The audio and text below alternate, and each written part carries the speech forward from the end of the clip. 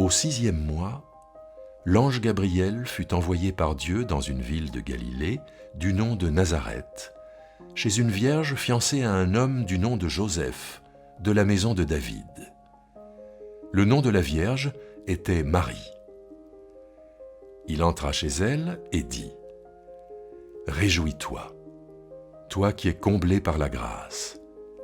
Le Seigneur est avec toi. » Très troublée par cette parole, elle se demandait ce que pouvait bien signifier une telle salutation.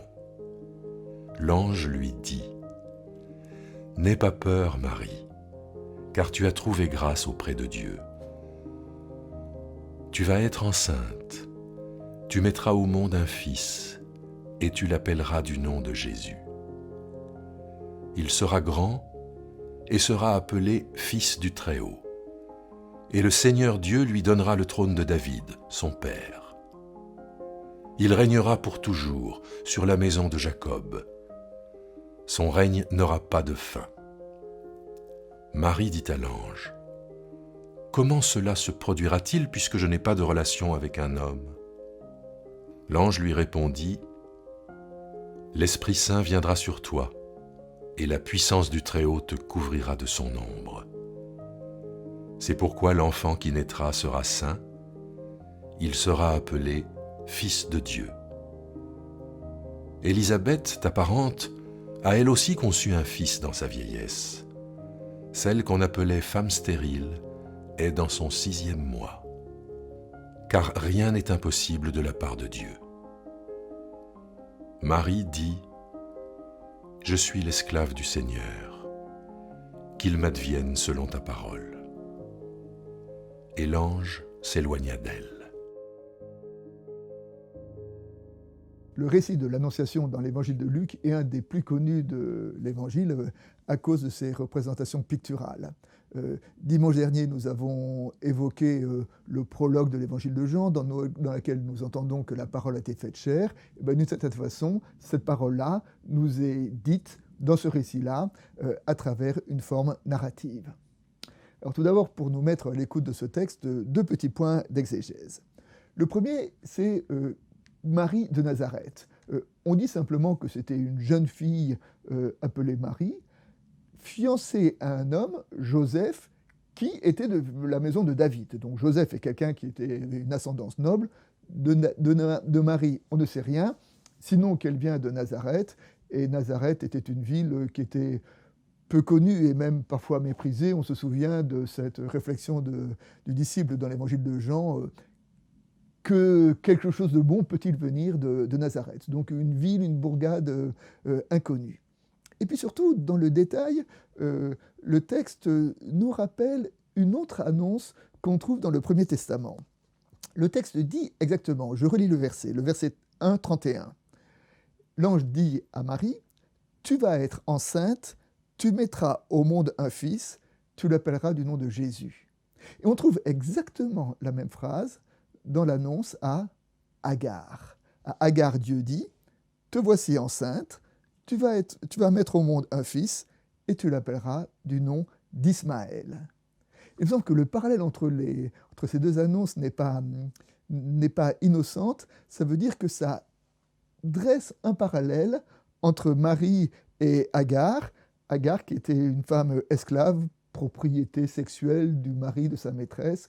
Donc en inscrivant Marie dans la lignée d'Agar, on nous parle bien d'un Dieu qui va chez les petits. Et comme le chantera Marie dans son cantique, un Dieu qui élève les humbles. Le deuxième point, c'est de faire le parallèle entre Marie et Zacharie. Le récit de Zacharie nous est raconté dans les premiers versets de l'évangile de Luc. Et il y a un parallèle entre les deux parce que aux deux, à Zacharie et à Marie, l'ange annonce une naissance inattendue, pour Zacharie parce qu'elle est trop âgée, pour Marie parce qu'elle est trop jeune. Et les deux ont une réaction un petit peu de réserve. Marie dit « Comment cela se produira-t-il puisque je n'ai pas de relation avec un homme ?»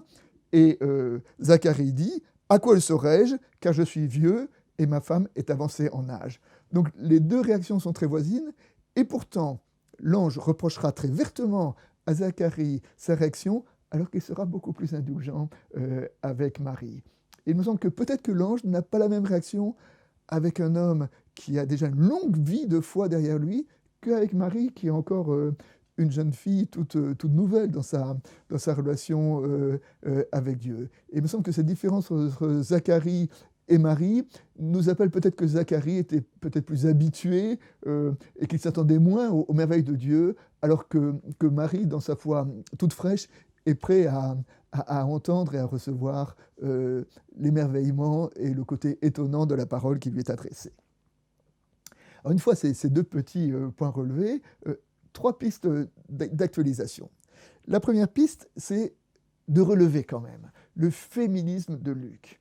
En effet, Luc inscrit la naissance de Jésus en rapport avec sa mère, ce qui était très inhabituel à l'époque. Il suffit de regarder toutes les généalogies de la Bible sont patrilinéaires, c'est-à-dire pas de père en fils. Et là, Luc insiste sur la mère de Jésus, qui est très certainement une pointe féministe, lequel féminisme se retrouve tout au long de l'évangile de Luc. Et l'évangile de Luc est celui qui accorde la place la plus importante aux femmes dans son récit de la vie de Jésus. La deuxième piste d'illustration, c'est évidemment cette question de la naissance virginale, cette fameuse naissance virginale, alors qui est un miracle qui est un petit peu difficile à croire. Je veux dire, comment Jésus, conçu du Saint-Esprit, qu'est-ce que ça veut dire? On peut se poser même des questions un peu stupides, ses chromosomes, son ADN, d'où venait-il et tout ça. Il me semble qu'il faut revenir au texte, et le texte dit exactement « L'Esprit Saint viendra sur toi, et la puissance du Très-Haut te couvrira de son ombre. » Te couvrira de son ombre. Et l'ombre de Dieu, alors c'est dans le Premier Testament, souvent l'ombre de Dieu, c'est une représentation de Dieu, mais une représentation de Dieu qui à la fois révèle et cache. Il me semble que dans cette tension entre ce qui est révélé et ce qui est caché, eh bien, on nous dit, voilà, d'une certaine façon, la façon dont Marie a été conçue nous échappe, et ce n'est pas à cela que nous devons prêter attention. Ce à quoi nous devons prêter attention, c'est la parole qui est derrière. Alors, comme on peut le dire, l'Évangile ne fait pas de la gynécologie, mais de l'angélologie. Hein. Le gynécologue ausculte, l'ange annonce, et ce qui est important dans ce récit-là, c'est l'annonce. Et l'annonce, c'est quoi? C'est que l'annonce, c'est que, à travers Marie, la parole s'est fait chair. La troisième piste d'actualisation, c'est de dire, même si en tant que protestant, on n'est pas très sensible à la mariologie, de pointer quand même la foi de Marie à travers sa réponse. Car après tout, qu'est-ce que lui dit, que se passe-t-il dans ce récit? Il y a un ange qui va trouver une jeune fille d'une quinzaine d'années dont on ne sait rien, et qui lui dit, tu vas attendre un enfant alors que tu n'es pas marié, tu vas être la risée de ton village, la honte de ta famille, mais ne crains pas, car l'enfant que tu attends est fils de Dieu, comme le sont tous les enfants à cette époque-là. Et face à cette annonce, que dit Marie? Marie dit, je suis la servante du Seigneur, qu'il soit fait selon ta parole. C'est-à-dire que Marie est dans le grand oui à la parole de Dieu, dans le grand oui à la vie, dans le grand oui à ce qui advient. Et c'est ce oui de Marie à la vie, ce oui à ce qui advient, qui fait d'elle quand même un exemple de foi dont nous pouvons nous inspirer. Pour terminer une illustration, tous les évangiles les deux évangiles qui parlent de la naissance de Jésus sont d'accord sur un fait, c'est de dire que Jésus n'est pas le fils de Joseph. Et alors, à cette question sur son origine, la réponse de la foi, c'est de dire il est le fils l'enfant de l'Esprit. Mais qu'en est-il de ceux qui n'ont pas la foi? Quel regard peuvent-ils porter sur cette origine? Et on voit quand même que, par quelques petits détails, parfois, il y a une suspicion qui est donnée sur l'origine de Jésus. Hein. Je vais prendre juste deux exemples. Dans l'évangile de Marc, quand Jésus arrive, on dit « N'est-il pas le fils de Marie ?» Et c'était très inhabituel à cette époque de situer les personnes par rapport à leur mère. On les situait toujours par rapport à leur père. N'est-il pas le fils de Marie? Comme si le père était peu connu. Et puis dans les polémiques des religieux vis-à-vis de Jésus qu'on trouve dans l'évangile de Jean, il y a deux versets que je voudrais pointer. D'une part, les religieux qui, dans l'évangile de Jean, disent à Jésus « Où est ton père ?» Et cette question donc induit peut-être un doute sur le Père. Et une autre réflexion, c'est nous ne sommes pas nés de la prostitution, nous. Là encore, ce qui était peut-être une critique larvée.